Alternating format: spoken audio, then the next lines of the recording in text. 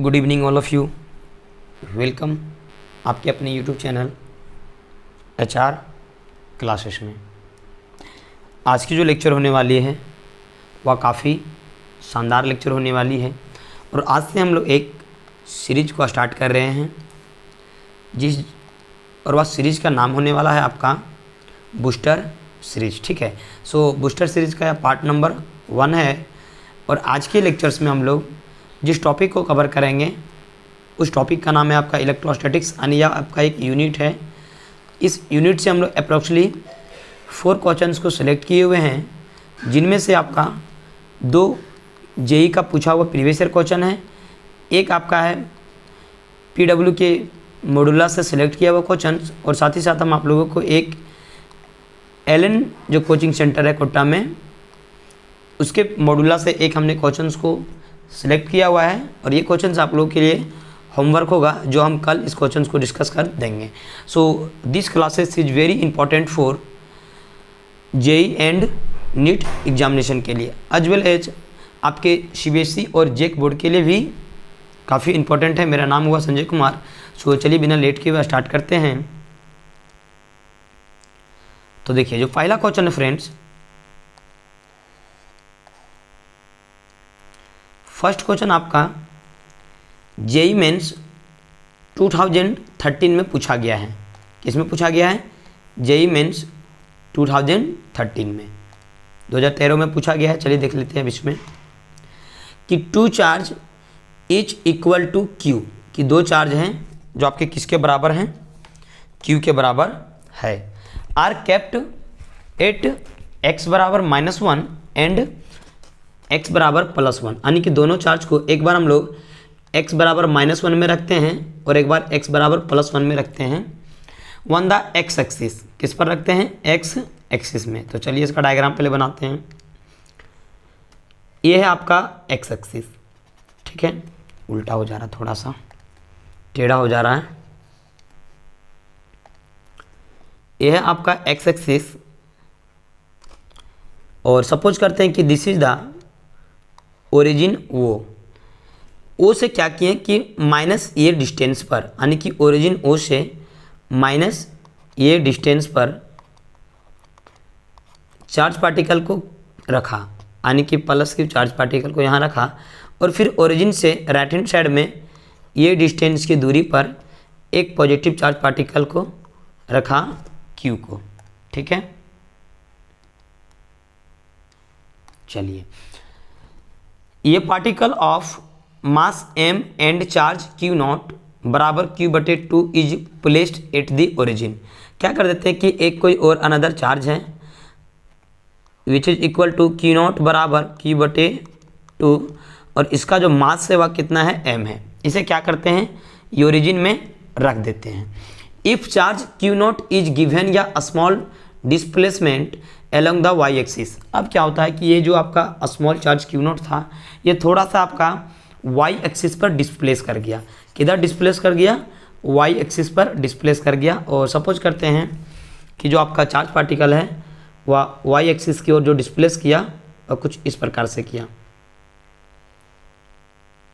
एक minute, state बन ही नहीं रहा है।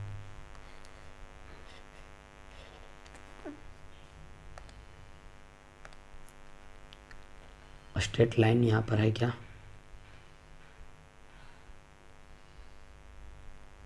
तो स्ट्रेट लाइन दिखा भी नहीं रही है। चलिए एक आपका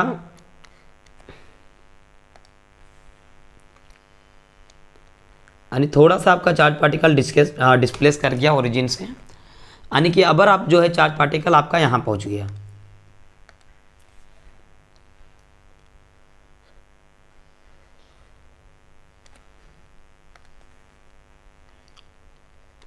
यानी चार्ज पार्टिकल आपका Q0 बराबर Q/2 जो है वो आपका ओरिजिन से y दूरी पर डिस्प्लेस कर गया y एक्सिस में। ठीक है, तो हम लोगों को निकालना है कि बताइए जो नेट फोर्स लगेगा चार्ज पार्टिकल पर वो आपका किसके प्रोपोर्शनल होगा? ऑप्शन ए में दिया हुआ है y के, ऑप्शन बी में दिया हुआ है -y, ऑप्शन सी में दिया हुआ है 1/y और ऑप्शन डी में दिया हुआ है -1/y। ठीक है। तो चलिए इसको सॉल्व करते हैं। अच्छा, क्या ये जो चार्ज पार्टिकल है प्लस क्यू, जिसे हम लोग ओरिजिन से माइनस ये दूरी पर रखे हैं, क्या ये इस चार्ज पार्टिकल पर फोर्स लगाएगी या नहीं लगाएगी, आप लोग बताइए। तो ये फोर्स लगाएगी तो दोनों का नेचर क्या है, सेम है। और जब दो चार्ज पार्टिकल सेम नेचर के होंगे तो उनके बीच में हमेशा रिपल्सन फोर्स लगता है, और जब भी रिपल्सन फोर्स लगेगा डायरेक्शन हो जाएगा आपका outward.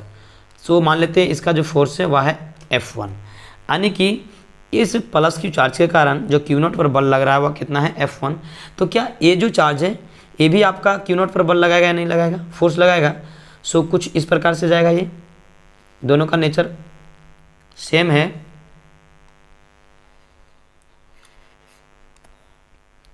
This is the Y. तो जो Q है वह क्यू नॉट पर फोर्स कुछ इस प्रकार से लगाएगी। देखिए ए भी प्लस और ए भी प्लस, सो जो आपका फोर्स लगेगा इसका डायरेक्शन हो जाएगा आउटवर्ड, कोई दिक्कत। और सपोज कर लेते हैं ये हो गया आपका F2, ये आपका वाई एक्सिस था। So this is the Y axis. Straight line नहीं बन पाती, यही दिक्कत हो रही है बार बार यहाँ। सपोज करते हैं कि ये जो है आपका वाई एक्सिस था, ठीक है। सपोज करते हैं कि दिस एंगल इज थीटा, ये एंगल आपका क्या है, थीटा है। तो अल्टरनेट एंगल एकांतर कोण सदैव बराबर होते हैं, तो ये एंगल भी क्या हो जाएगा आपका थीटा हो जाएगा। और ये एंगल भी क्या कर लेते हैं, कंसीडर करते हैं थीटा। कितना कंसीडर करते हैं, theta. Then this will be also theta, ठीक है। क्यों, क्योंकि ये आपका 90 डिग्री है। देखिए ए साइड और ए साइड दोनों का बराबर है, इसका भी ये 90 डिग्री, ए साइड और ए साइड बराबर हो जाएगा, यानी कि दोनों जो है वह आपका कॉन्ग्रुएंट ट्रायंगल हो जाएंगे। तो this will be also theta. अब चलिए क्या करते हैं कि जो आपका F2 है, F2 और F1 का सबसे पहले कंपोनेंट तोड़ते हैं। तो F1 का कंपोनेंट कुछ इस प्रकार से होगा, देखिए। तो अब यहाँ पर छाप देते हैं,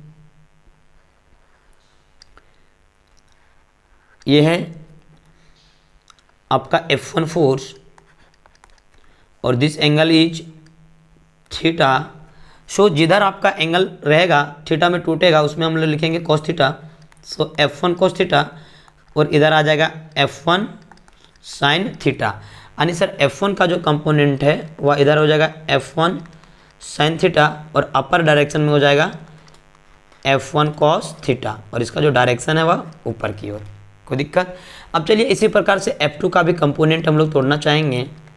तो आप देखिएगा कि F2 है वह इस एक्सिस वाई एक्सिस के साथ आपका बना रहा है ना एंगल, तो इधर जो हो जाएगा वह हो जाएगा F2 sin थीटा और इधर हो जाएगा आपका F2 सॉरी एक मिनट, यहाँ पर साइन नहीं होगा, यहाँ पर cos हो जाएगा ना, क्योंकि एंगल आपका वाई एक्सिस के साथ है। तो वाई एक्सिस में आपका क्या लिखेंगे, F2 cos थीटा और एक्स एक्सिस में F1 sin थीटा, इसका डायरेक्शन इधर। अच्छा अब देखिए, एक बार आप देखना चाहेंगे जब हम लोग कंपोनेंट को तोड़े तो इधर आ गया आपका F1 sin थीटा और इसके जस्ट अपोजिट डायरेक्शन में आ गया आपका F2 sin थीटा, और वाई एक्सिस में आपके दो फोर्स सेम डायरेक्शन में गए हैं, दोनों का डायरेक्शन अपवर्ड की ओर है, F1 cos थीटा और F2 cos थीटा, यही ना है।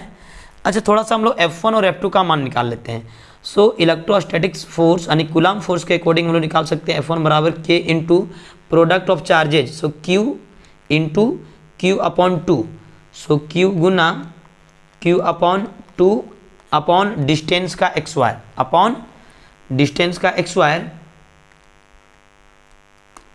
तो आप यहाँ पर देखिए, ये है बाबू आपका y, एक आपको यहाँ पर राइट ट्रायंगल दिख रहा होगा, ये है आपका y, ये है आपका ये। तो राइट एंगल ट्रायंगल से पाइथागोरस थ्योरम से क्या लिख सकते हैं, अंडर रूट ये x wire plus Y x wire, और यहाँ पर है आपका क्यू नॉट और यहाँ पर है आपका क्यू। सो डिस्टेंस आपका कितना हो जाएगा, अंडर रूट ये x wire plus Y x wire का होल एक्स वायर। सो F1 का मान आपका कितना आ जाएगा, K into Q Q x wire upon 2 into, इसको अगर एक्स वायर करेंगे तो अंडर रूट हट जाएगा। So a x wire plus Y x wire, कोई दिक्कत यहाँ तक। अब चलिए क्या करते हैं,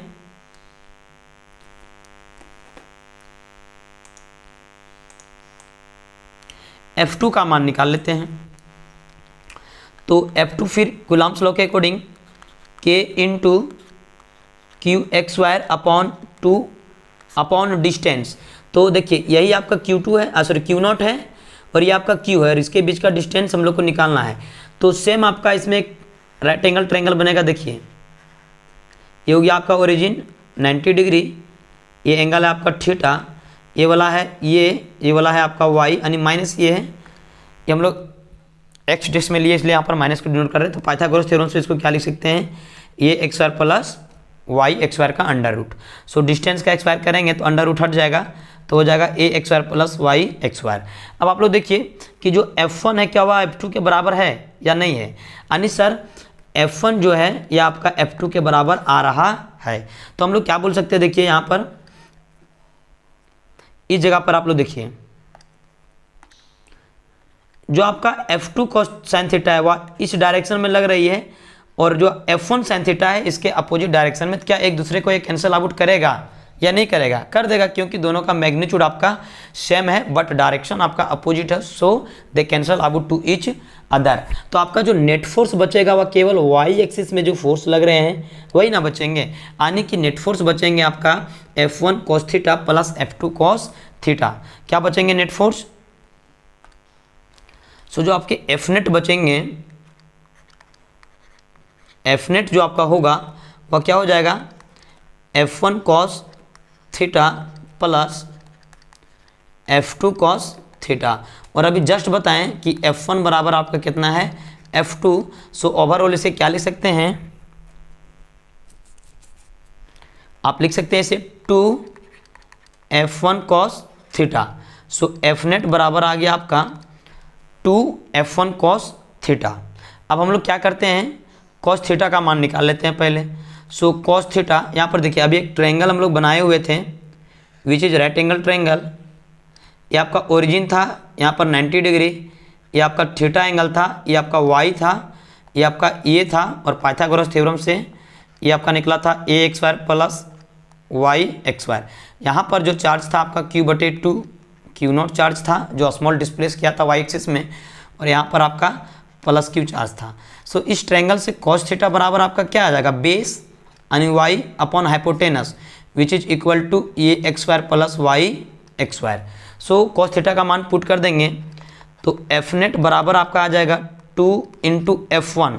देखिए F1 का मान अभी जस्ट पीछे निकाले हुए हैं, कितना आया है K into q x square upon 2 upon ये x square plus Y x square, यानी आया हुआ है K into q x square upon 2 into ये x square plus x x square into cos theta.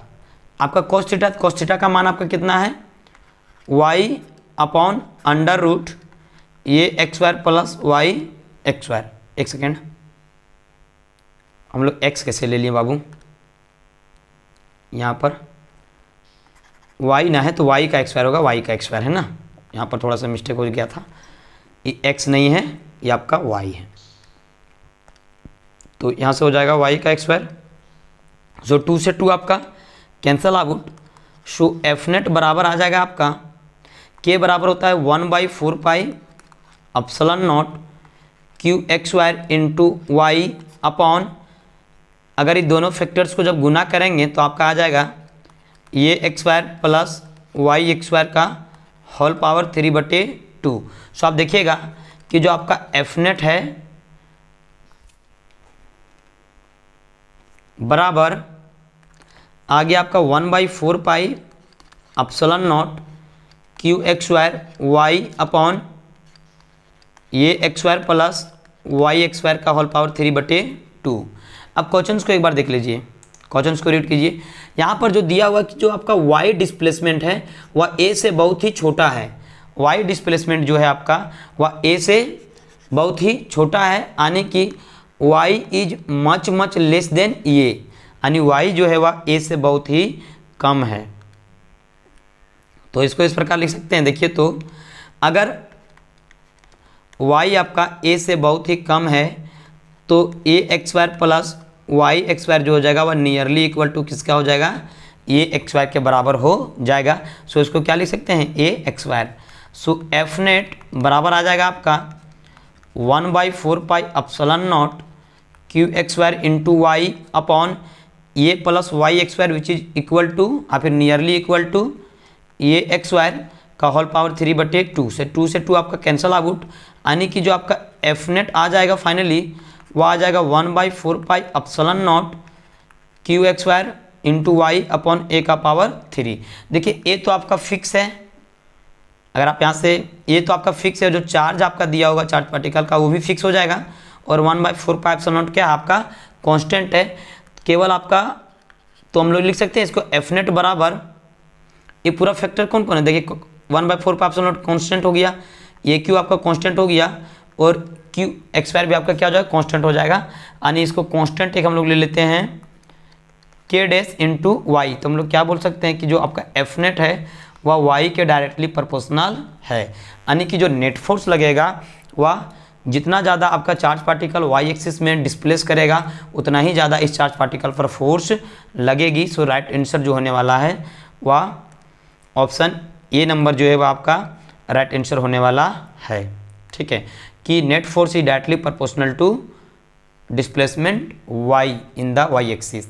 ये जो क्वेश्चन है आपका जेई मेंस 2013 में पूछा गया था, आसान क्वेश्चन था। चलिए देखते हैं अब जो नेक्स्ट क्वेश्चन है। देखिए नेक्स्ट क्वेश्चन, ये जो क्वेश्चन है बाबू इसे हम लोग PW मॉडुला से सेलेक्ट किए हुए हैं। ठीक है, PW आप लोग जानते ही होंगे, ऑनलाइन कोचिंग का बादशाह भी है। तो चलिए अब देखते हैं इस क्वेश्चन का सॉल्यूशन क्या होगा, इसको पहले पढ़ लेते हैं।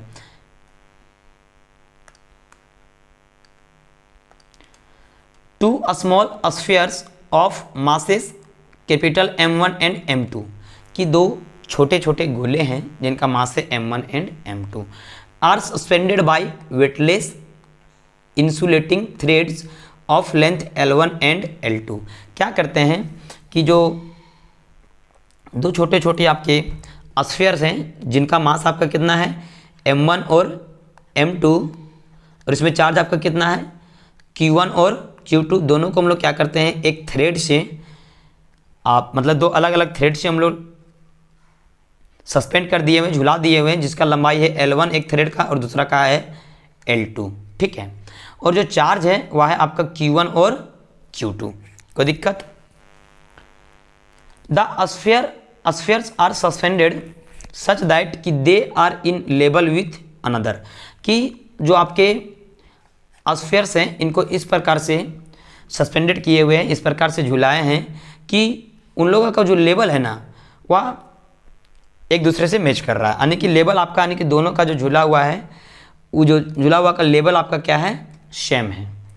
ठीक है, और जो आपका इंक्लाइन कर रहा है विथ वर्टिकल एट एंगल θ1 और θ2 से, यानी कि जो आपका वर्टिकली इंक्लाइन कर रहा है वो θ1 एंगल से और θ2 से। तो बताइए कि निम्नलिखित में से कौन सा कंडीशन आपका सही है यदि आपका θ1 बराबर θ2 दिया है, कि यदि आपका θ1 बराबर θ2 हो जाए तो निम्नलिखित ऑप्शन में से कौन कौन सा आपका सही है। ठीक है, या फिर कौन सा ऑप्शन आपका सही है। तो चलिए देखिए आपका एक जो थ्रेड है, एक जो आपका स्फीयर है कुछ इस प्रकार से है,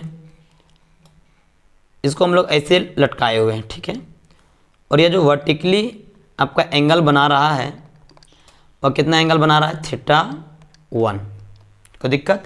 और ये जो थ्रेड है इसका लंबाई कितना है L1 और इसका मास कितना है M1 और इसमें चार्ज कितना है Q2।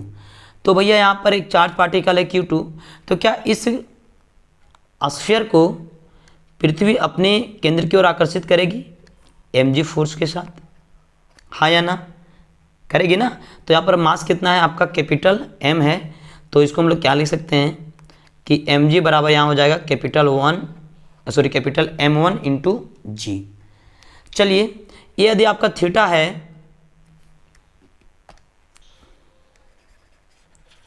चलिए इसको मिटा दिए, अब यहाँ से साफ नहीं दिखेगा।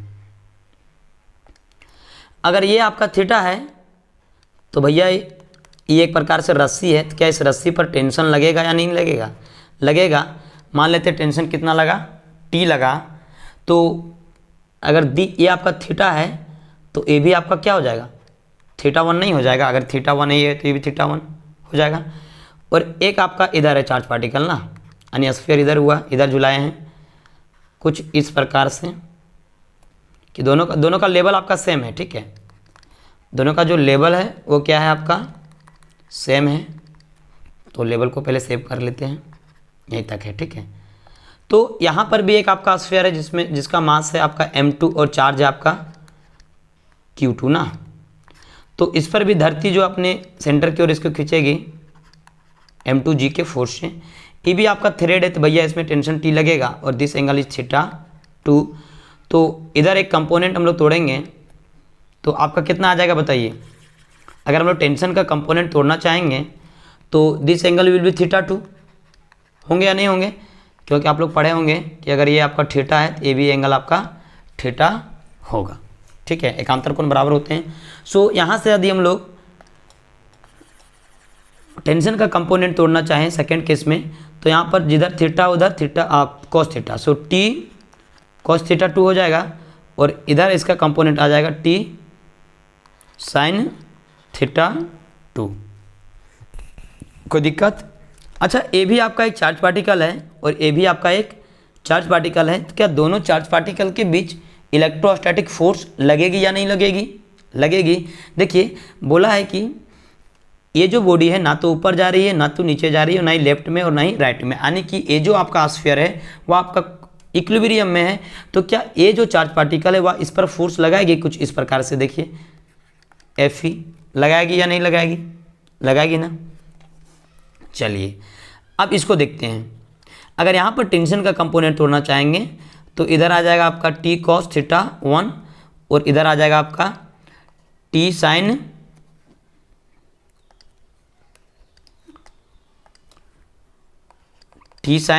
थीटा 1 और इधर आ जाएगा आपका इलेक्ट्रोस्टैटिक फोर्स एफ ई।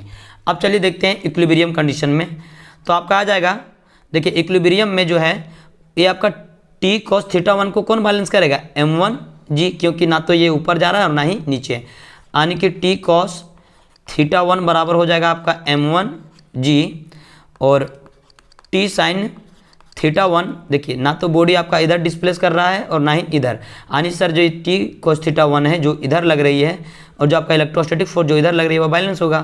सो ये क्या हो जाएगा आपका एफ ई। अब इसके लिए देखिए, इसके लिए भी सेम उसी प्रकार हो जाएगा, T cos theta 2 which is equal to m2g और T sine theta 2 which is equal to F E. कोई दिक्कत है? नहीं ना। चलिए अच्छा, इसको हम लोग क्या कर देते हैं कि इसको इस प्रकार से लिख देते हैं, T sine theta 1 upon T cos theta 1 बराबर एफ ई अपॉन एम जी, यानी कि इसको हम लोग इससे डिवाइड कर दिए। सो टी से टी आपका कैंसल आउट और sine theta 1 upon cos theta 1 which is equal to tan theta 1 बराबर क्या आ जाएगा आपका एफ ई अपॉन m1g, यहाँ पर m1 होगा m1। और यहाँ पर देखिए अगर इसमें हम लोग डिवाइड कर देंगे टी साइन थीटा 2 बटे t cos theta 2 which is equal to आ जाएगा एफ ई अपॉन m2g। सो टी से t cancel out, sine theta 2 upon cos theta 2 which is equal to tan theta 2 और which is equal to F E upon m2 into g. तो दिक्कत यहाँ तक किन्हीं को? ये क्वेश्चन अच्छा है, वैसे ऐसे क्वेश्चंस बहुत करवाए हुए हैं बार बार, पहले भी बहुत सारे ऐसे क्वेश्चंस को करवाए हुए हैं। आप चलिए देखिए, आपका एक कंडीशन दिया हुआ है कि बताइए कौन सा इक्वेशन आपका सही है यदि थीटा 1 बराबर क्या हो जाए थीटा 2, यही ना दिया हुआ क्वेश्चंस में। तो यदि हम लोग जो थीटा 1 है उसके जगह पर थीटा 2 पुट कर देंगे, यानी टेन थीटा 1 बराबर हम लोग टेन थीटा 2 लिख सकते हैं या नहीं लिख सकते हैं? लिख सकते हैं ना, क्योंकि थीटा 1 बराबर आपका थीटा 2 है और टेन थीटा 1 का मान कितना है एफ ई अपॉन m1 इंटू जी बराबर टेन थीटा 2, देखिए एफ ई upon m2g। So f e से f e cancel out, g से g cancel out which is equal to m1 बराबर m2। क्या आ गया? m1 बराबर m2। सो यदि आपका θ1 और θ2 बराबर है तो हम लोग क्या बोल सकते हैं कि जो आपका m1 है वह आपका m2 के बराबर है। जो आपका m1 है वह किसके बराबर है, m2 के बराबर है। So option second will be right answer. अच्छा क्वेश्चन था फ्रेंड्स। चलिए देखते हैं जो आपका नेक्स्ट क्वेश्चन है। अच्छा यहाँ आ गया।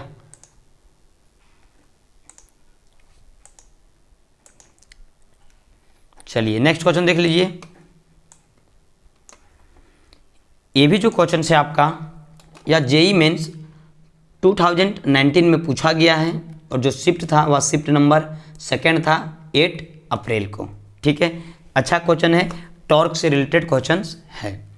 चलिए देखते हैं कि an electric dipole is formed by two equal and opposite charges Q. देखिए आप लोग जानते हैं कि कोई भी डायपोल बनाने के लिए दो इक्वल और अपोजिट चार्ज का होना जरूरी है और दोनों चार्जेज के बीच का जो सेपरेशन है वह कितना है, d है।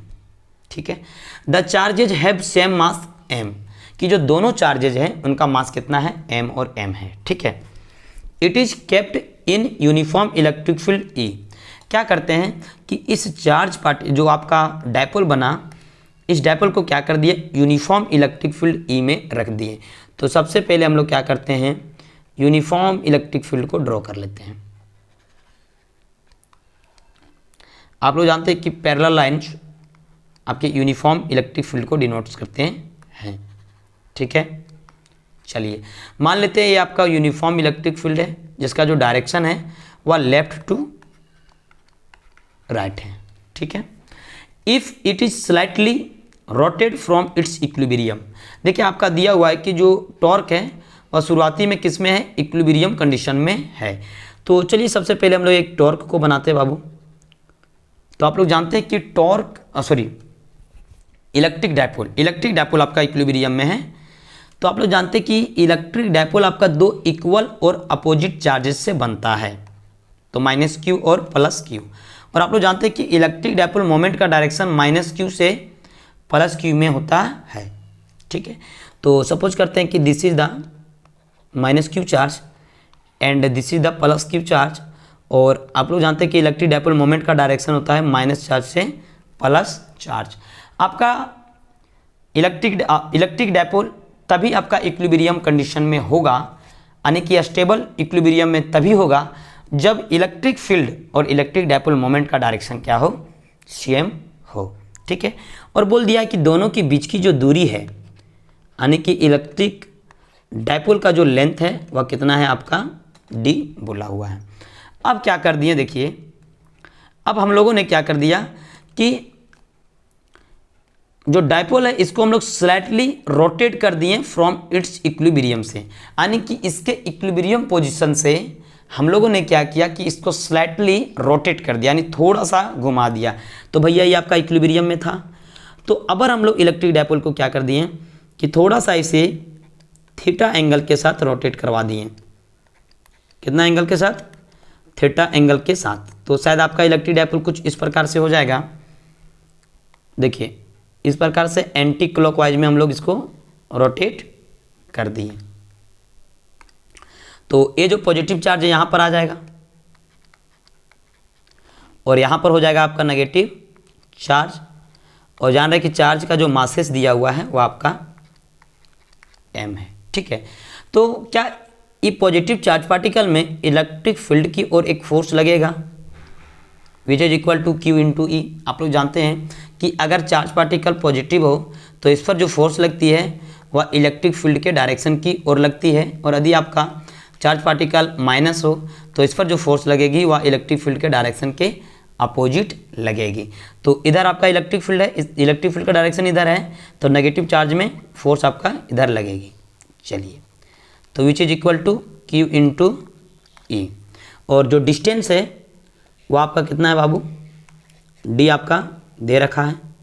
और सपोज करते हैं कि this is the centre of the electric dipole, यानी यह मिड पॉइंट है एक तरफ से बोल सकते हैं। तो हम लोगों को निकालना क्या है, तो फाइंड कीजिए कि इसका एंगुलर वैलेंस जो एंगुलर फ्रीक्वेंसी है वह कितना होगा। यानी कि जब हम इसको स्लाइटली रोटेट कर दिए तो बताइए इस डायपोल का एंगुलर फ्रीक्वेंसी कितना होगा। तो चलिए देखिए यहाँ पर दो इक्वल और अपोजिट फोर्सेस है या नहीं है, है।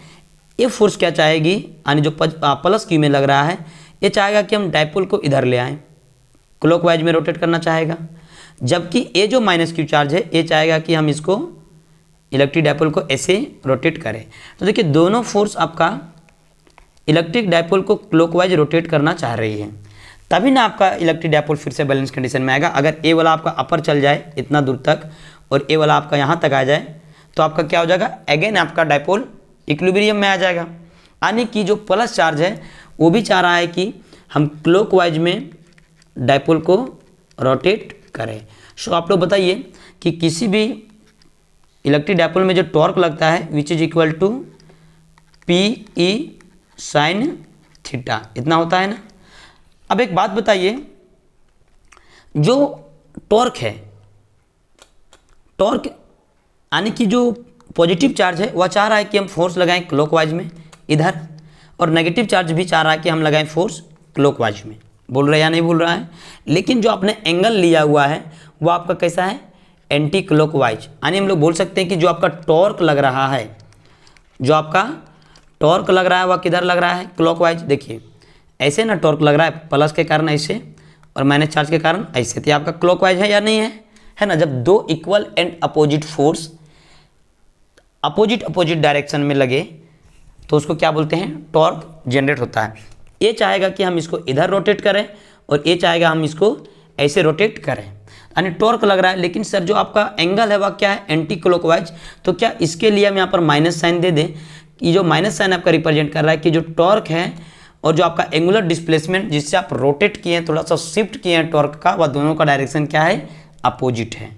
So torque which is equal to minus p है आपका electric dipole moment which is equal to q into distance between both charges. So कितना आपका डी है into e sine theta, e sine theta. अब देखिए आपका बोला है कि इसको हम लोग स्लाइटली क्या किए हैं, रोटेट किए हैं, यानी बहुत कम रोटेट किए हैं, ना के बराबर। यानी जो थीटा है आपका क्या है, बहुत ही स्मॉल है। थीटा क्या है, वेरी स्मॉल है।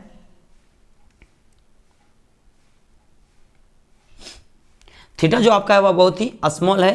तो स्मॉल एंगल के केस में आप लोग जानते होंगे कि sine theta is nearly equal to theta.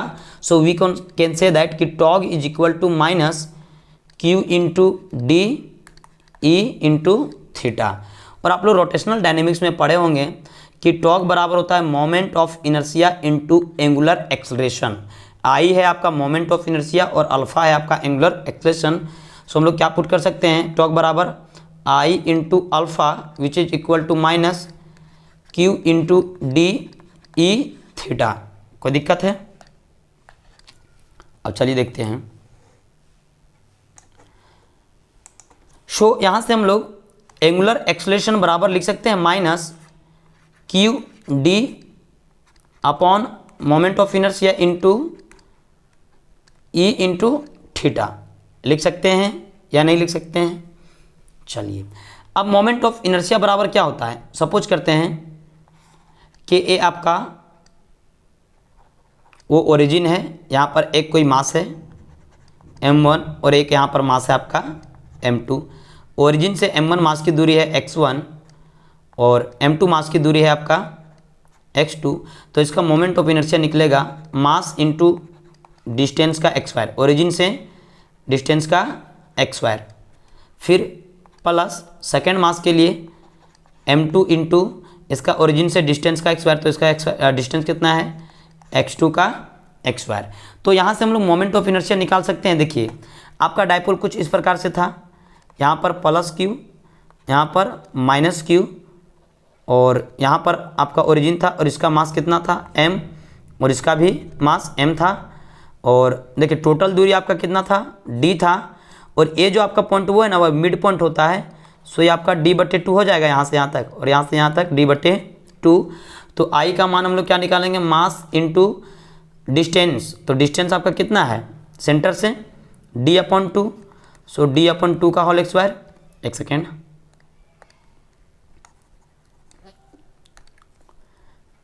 d/2 का होल स्क्वायर प्लस फिर इसके लिए मास इंटू डिस्टेंस, डिस्टेंस है आपका सेंटर से d/2 का होल स्क्वायर। सो I बराबर m dx²/4 plus m dx²/4।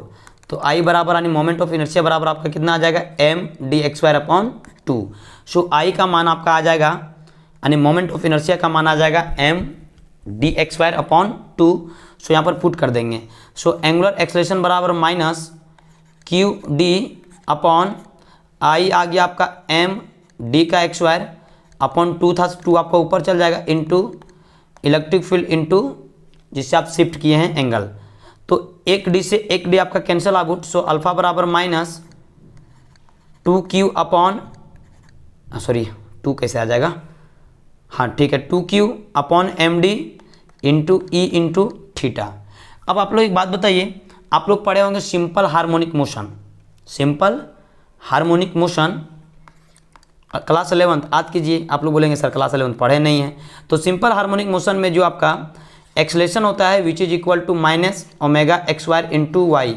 Y आपका क्या था, डिस्प्लेसमेंट था। तो बाबू एंगुलर, अगर एंगुलर एक्सेलरेशन हम लोग निकालना चाहेंगे हार्मोनिक मोशन के रूप में, क्या लिखेंगे, ये जो एक्सेलरेशन है अल्फा में चेंज हो जाएगा माइनस ओमेगा x² इंटू, यहाँ पर आपका डिस्प्लेसमेंट लीनियर था लेकिन यहाँ पर डिस्प्लेसमेंट ले लेंगे angular which is equal to theta. So alpha बराबर हम लोग क्या लिख सकते हैं minus omega x² into theta. इसको याद रखिएगा, इसी से अभी हम लोग पुट करेंगे।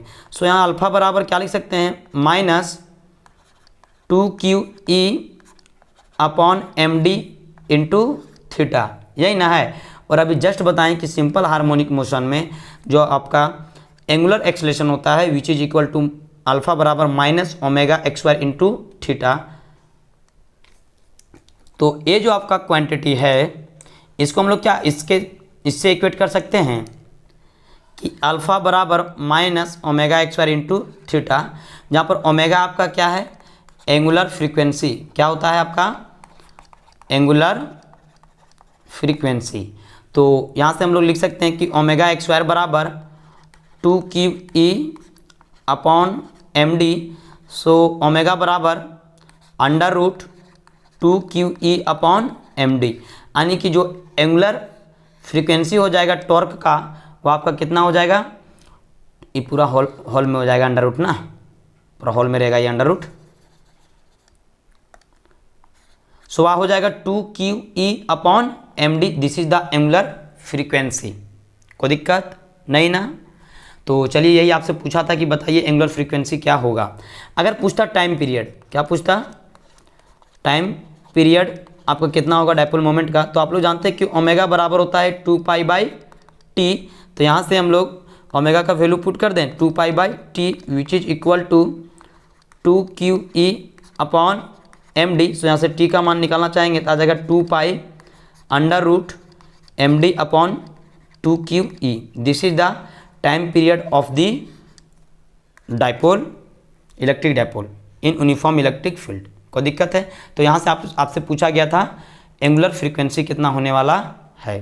तो चलिए देखते हैं एंगुलर फ्रीक्वेंसी जो आपका था अभी निकाले थे 2QE अपॉन एम डी का होल पावर 1/2 यानी अंडर रूट। सो ऑप्शन ये विल बी राइट आंसर।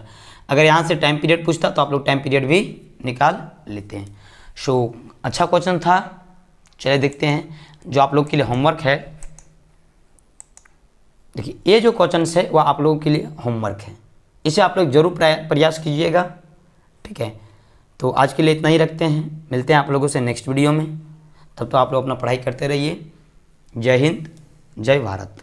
अगर वीडियो पसंद आ रही है तो वीडियो को लाइक कर दीजिएगा और चैनल को सब्सक्राइब कर लीजिएगा और साथ ही साथ वीडियो को शेयर भी कर दीजिएगा।